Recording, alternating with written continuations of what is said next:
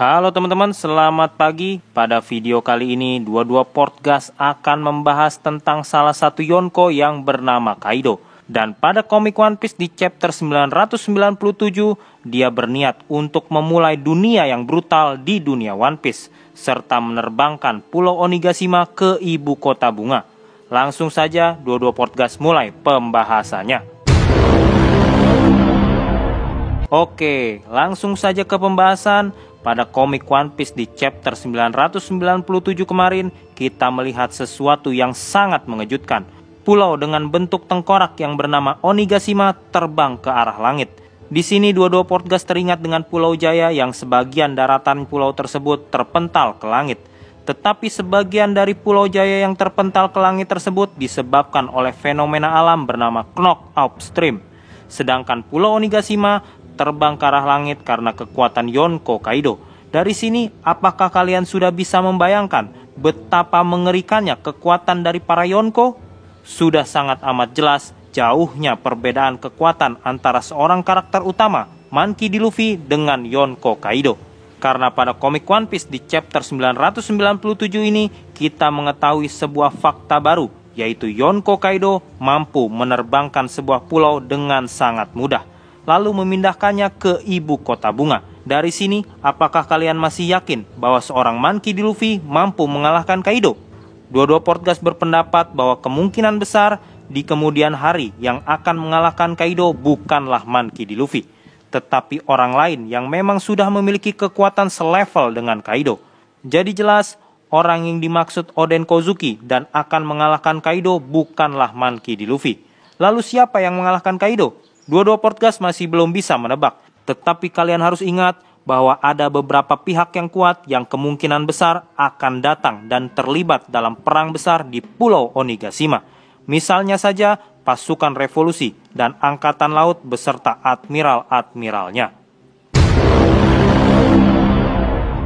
Oke, seperti biasa, sebelum lanjut, 22 Podcast mau mengingatkan kalian bahwa sambil menikmati pembahasan ini, ada baiknya kalian menikmati keripik ubi dengan 4 macam rasa yang gurih dari 22 Podcast. Cara mendapatkannya, kalian bisa langsung klik link yang ada di kolom deskripsi. Lanjut, di saat yang hampir bersamaan, kita juga melihat para samurai Nine Red Scabbard sudah tumbang. Padahal, di chapter-chapter sebelumnya kita melihat betapa tangguhnya para samurai Nine Red Scabbard ketika berhadapan dengan Kaido. Sampai-sampai salah satu dari 3 bencana Kaido yang bernama Jack harus tumbang terlebih dahulu. Dan kita juga melihat kulit Kaido yang tebal dan sulit mendapatkan luka mampu ditembus dengan sangat mudah oleh para samurai Nine Red Scabbard. Goresan luka yang sudah kering 20 tahun lalu di tubuh Kaido pun kembali terbuka dan terasa sakit ketika Kaido berhadapan dengan samurai Nine Red Scabbard. Tetapi Yonko tetaplah Yonko. Dan di komik One Piece di chapter 997 ini kita melihat kekuatan sejati dari salah seorang kaisar lautan bernama Kaido. Ada beberapa pertanyaan yang muncul di kepala 22 Podcast tentang peristiwa-peristiwa yang terjadi di komik One Piece di chapter 997 ini. Di antaranya adalah, bagaimana dengan kabar Kurozomi Orochi? Apakah dia benar-benar sudah tewas setelah kepalanya dipenggal oleh Kaido pada komik One Piece di chapter 985? Seperti yang sudah pernah dikatakan oleh Kaido sebelumnya, bahwa dirinya ingin menjadikan Wano Kuni sebagai Onigashima yang baru. Dan di chapter 997 kemarin, Kaido benar-benar akan melakukannya. Lalu pertanyaan berikutnya adalah, apakah para ninja Oniwa Bansu dan samurai Mimawari Gumi masih bersikeras untuk memihak Kaido? Ingat, para ninja Oniwa Bansu dan samurai Mimawari Gumi sama sekali tidak mendapatkan keuntungan apapun apabila pihak Kaido berhasil memenangkan perang besar di Pulau Onigashima. Dan untuk kesekian kalinya, peta kekuatan dan pertarungan di Pulau Onigashima mengalami perubahan. Kita beralih ke virus menular hasil ciptaan dari Queen the Clock yang bernama Ice Demon. Pada komik One Piece di chapter 997 ini, kita melihat Roronoa yang sudah berhasil merebut vaksin virus Ice Demon ini dari tangan Stratman Apo, lalu memberikan vaksin tersebut kepada Chopper. Tetapi entah kenapa Chopper justru tidak menggunakan vaksin tersebut untuk menyembuhkan dirinya sendiri. Padahal tubuhnya perlahan-lahan sudah mulai membeku dan menjadi es. Tetapi dia malah mendekatkan dirinya pada api. Perlu diingat bahwa orang-orang yang sudah terinfeksi virus Ice Demon ini hanya memiliki waktu 1 jam. Apabila lebih dari itu, maka orang-orang yang sudah terjangkit virus Ice Demon ini akan mati. Jadi apabila Chopper ingin selamat, maka dia harus bisa membuat vaksin virus Ice Demon ini hanya dalam waktu yang sangat singkat. Tetapi ini bukanlah yang pertama bagi Chopper, karena pada chapter sebelumnya, tepatnya pada komik One Piece di chapter 950, kita melihat Chopper yang mampu membuat vaksin virus mumi dalam jumlah besar hanya dalam waktu yang sangat singkat. Dan vaksin tersebut mampu menyelamatkan para tahanan Udon yang sudah terinfeksi virus mumi. Jadi bukanlah hal yang mustahil apabila saat ini Chopper juga bisa membuat vaksin virus Ice Demon hanya dalam waktu yang sangat singkat. Dan orang-orang yang sudah terjangkit virus ini akan selamat, lalu bergabung menjadi aliansi Monkey D. Luffy. Hal unik lainnya adalah kekuatan dari Roronoa.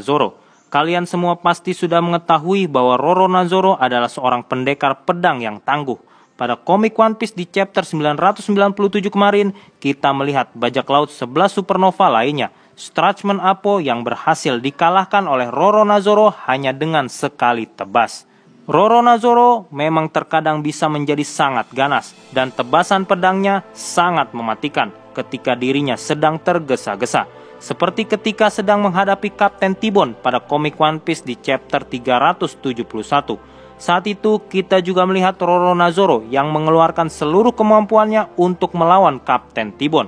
Dan Kapten T-Bone berhasil dikalahkan Roronoa hanya dengan 1 serangan dalam jangka waktu yang sangat singkat. Hal itu dilakukan karena saat itu Roronoa sedang sangat terburu-buru untuk menyelamatkan Nico Robin dari cengkraman pemerintah dunia di Enies Lobby. Dan sekarang Roronoa juga melakukan hal yang sama ketika dirinya merasa sudah sangat terlambat untuk bertarung melawan Kaido. Setelah dirinya melihat salah satu lengan Kiku yang terjatuh dari atas langit-langit pulau Onigashima.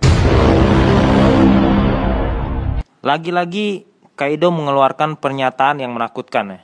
Di komik One Piece chapter 997 kemarin, dia bilang kalau dia mau memulai dunia yang brutal.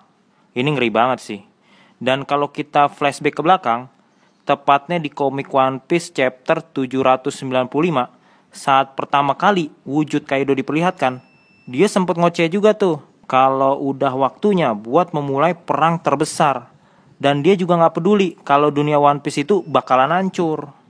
Ya, kemungkinan besar sih kedua ocehan Kaido ini ada hubungannya.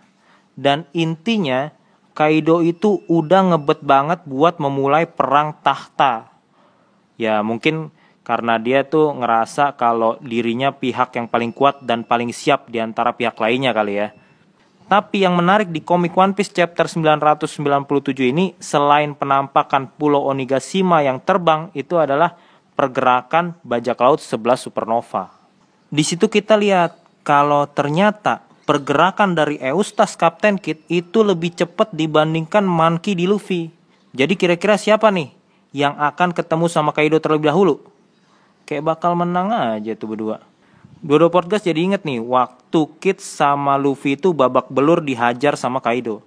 Tapi ternyata peristiwa itu sama sekali nggak bikin mereka kapok. Ya seenggaknya pembelajaran gitulah. Emang ini bocah berdua nih bisa dibilang tuh gokil lah. Tapi tetap aja dua-duanya nggak bisa ngalahin Kaido. Walaupun Kid sama Luffy itu kerjasama. Ditambah lagi sekarang nih, Big Mom udah sampai atas. Wah, kira-kira bakal kayak gimana tuh si Big Mom pas ketemu Kaido di atas? Masih mau ngelanjutin aliansi? Apa mulai berantem nih? Kalau menurut Dodo Podcast sih masih ngelanjutin aliansi. Soalnya kan masih terlalu awal juga ya. Nah, kalau menurut kalian gimana nih? Seperti biasa, kalau kalian punya pendapat yang berbeda sama Dodo Podcast, langsung aja komentar di bawah. Oke, mungkin itu aja yang bisa Dodo Podcast bahas pada video kali ini. Jangan lupa untuk follow akun Instagram Dodo Podcast agar kalian bisa mendapatkan informasi-informasi menarik lainnya dari Dodo Podcast. Dan jangan lupa untuk menikmati pembahasan ini sambil ditemani keripik ubi dari Dodo Podcast. Cara mendapatkannya gampang. Langsung aja klik link yang ada di kolom deskripsi. Yap, seperti biasa, apabila ada yang salah atau ada yang mau nambahin, bisa langsung komentar di bawah. Apabila tidak merepotkan, bisa di-subscribe dan share video ini. Semoga bermanfaat. Saya Dodo Podcast mengucapkan terima kasih. Ciao!